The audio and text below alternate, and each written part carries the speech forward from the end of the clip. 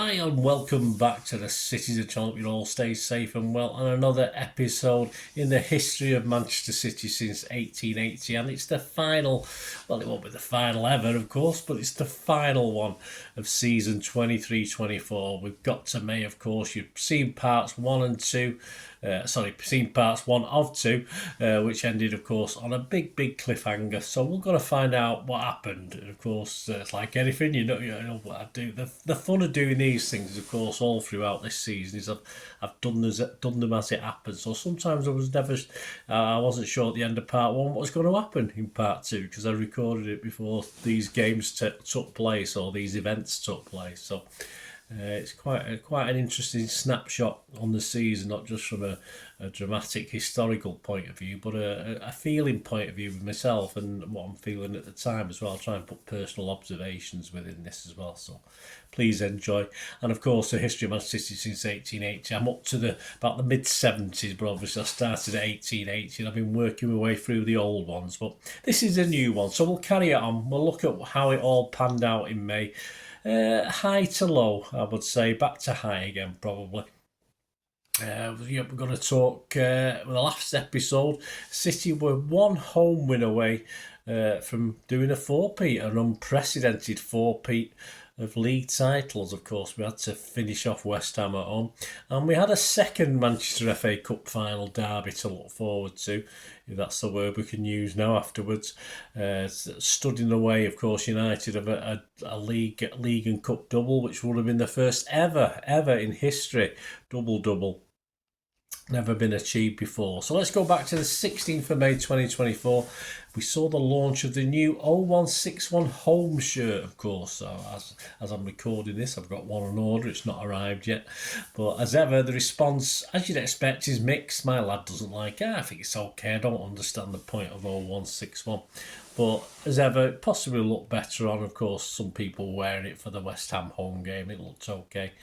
City confirmed that Ederson will miss the final 2 games of the season due to a small fracture of his eye socket, which is unfortunate, of course.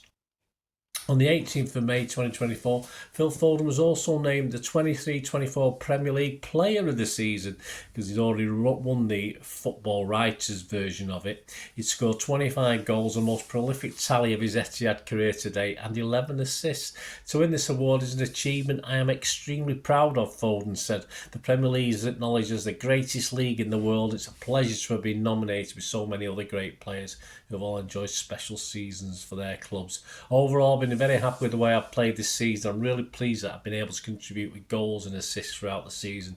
I'd like to thank all the City staff, coaches, and especially my teammates, because without them, this wouldn't be possible. I would also like to take this opportunity to thank everyone who voted for me, as the award means a lot. This is the 5th season in a row that City player has won this prestigious prize. De Bruyne collected the award in both 2019-20 and 21-22. Ruben Diaz was the recipient in 2021, and Erling Haaland took last year's prize, of course. On to that all-important final home game, 19th of May 2024. City achieved the never ever done before in English football, four-peat, as it ended City 3, West Ham 1 on match day 38, the 4 p.m. kickoff, and they all kicked off at 4 p.m. of course. And under the subtitle, this means 4, of course, a bit of a play on the Liverpool, this means more. Pep's 11, he made 2 changes to the Spurs game. Stefan Ortega and Jeremy Doku come into the side. So the 11 was Ortega, Walker, his 300th appearance, Akanji, Diaz, Gvardiol, Rodrigo, De Bruyne, Bernardo, Foden, Doku and Haaland. The bench, Carson, Stones, Aki, Kovacic, Grealish, Alvarez, Nunes, Bob and Lewis. The West Ham 11, Areola, Kufel, Zuma, Mavropanos, Cresswell, Emerson, Ward-Prowse, Souček, Paqueta, Kudus and Antonio. Subs, Fabianski, Johnson, Casey, Ogbonna, Alvarez, Earthy, Corner, Ings and Mubama. Story of the game, the goals, 2 minutes, City 1. West Ham nil, it didn't take long. Bernardo set the goal up with a square pass 20 yards from goal. Foden took it beautifully across his body. His favourite little trick, of course, losing Ward-Prowse in the process, and wellied a rising drive into the far corner with his left foot. Areola had no chance. 18 minutes, it looks as though it's all over. It's 2-0 for City. Gvardiol and Haaland combined to find Doku on the left. He got his head up and weaved a neat low cross through the West Ham players to Foden, who swept it, almost passes it first time into the far corner. 42 minutes though, a bit of a shock. City 2, West Ham 1. Yeah, Ward-Prowse's corner hit Souček at the far post, bounced towards Kudus, back to goal, 8 yards out. He touched the ball up in the air, set himself up for a beautiful overhead kick that beat Ortega. Didn't even see it coming.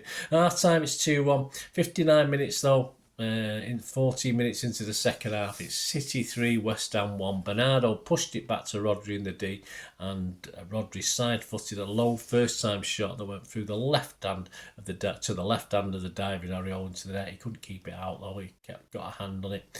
He seemed to see it a little bit late. 71 minutes, Aki replaced Akanji. 90 minutes, Kovacic replaced the marvellous Phil Foden. We had 5 minutes injury time, there was nothing else. So there's fans on the pitch before the final whistle though. The City players remonstrate with them, get off the pitch you idiots. City fans boo them. They think it's all over, and it is now. A 4-peat and history, of course. The match stats: shots 28 by City, 12 on target, 3 from West Ham, 2 on target. We had 73% of the possession. Pass accuracy 93% for us, 79% for them. The XG philosophy: City 2.31, West Ham 0.38. Summary: fairly comfortable. The overhead effort by West Ham brought a slight doubt, but never really any possibility of a West Ham surprise today. City worked so hard in the sun, which they wouldn't do the week after, unfortunately, and all over once Rodri got the third. That was absolutely glorious. Haaland is confirmed as the Golden Boot winner for 23-24 with 27 goals. So the final table: top City played 38, 62 points. 91 points plus 62 goal difference. Arsenal played 38, 89 points, 2 points behind with an exact goal difference of 62 like us. Liverpool played 38, 82 points plus 45 goals, and Villa were fourth. Yes, so the last Champions League spot, played 38 plus 15 goal difference with 68 points. So way well back, but well done Villa on getting back into the Champions League. Front pages: the Star and I both had fantastic four. The Express: City's big four record title wins.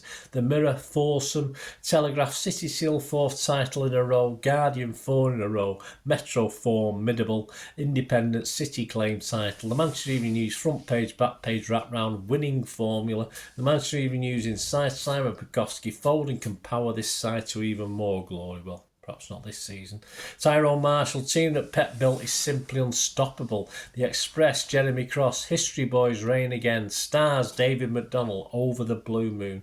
The Stars: Jeremy Cross: great Pep takes his tally to 6, and the City. See what he did there. Back pages: the Express: Jeremy Cross: Pep's mad for it. Star: Jeremy Cross: euphoria. The Times: formidable. Mirror: Pep's unstoppable side make history undisputed. The Telegraph: Pep, we are the greatest. The Sun: crowning out.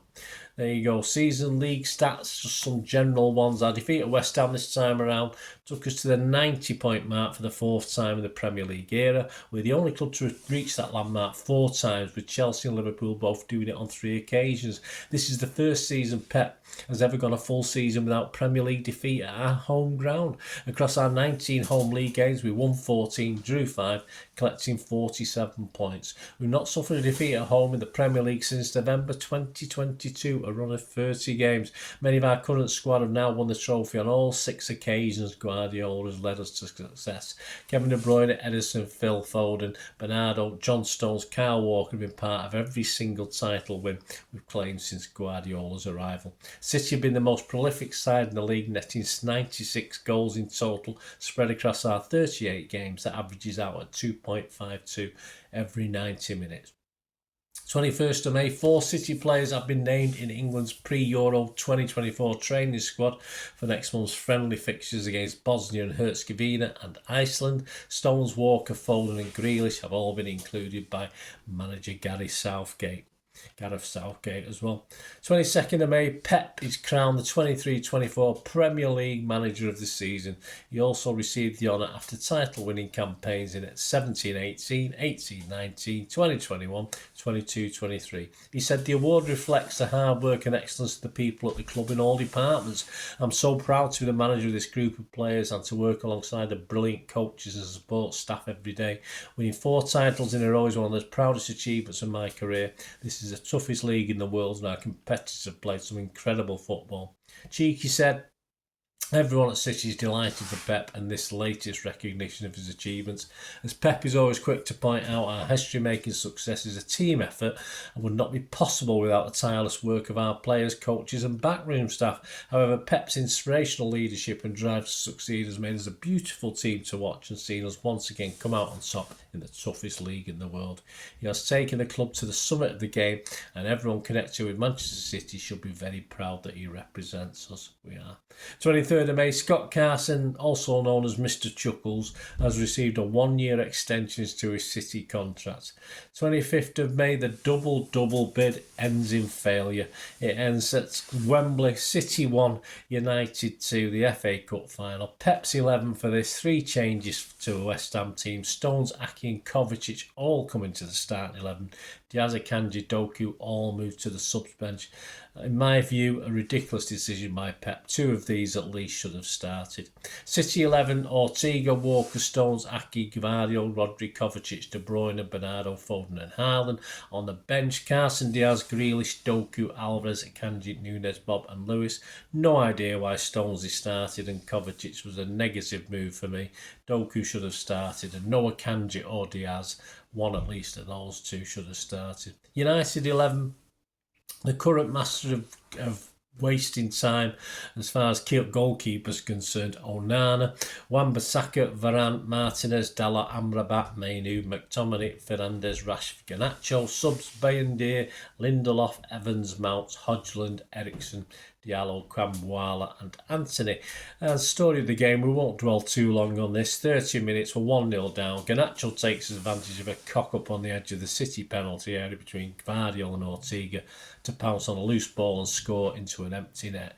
Gvardiol had nudged the attacker and had time to quickly head away, but he headed back to where Ortega was before, but of course Ortega was straight behind him by the time he headed it and it was just awful to watch. 39 minutes, it's 2-0 for United. Kobe Mainu gets on the end of a pass from Bruno Fernandes to tuck the ball into the corner past Ortega. City's marking was all over the place, far too easy.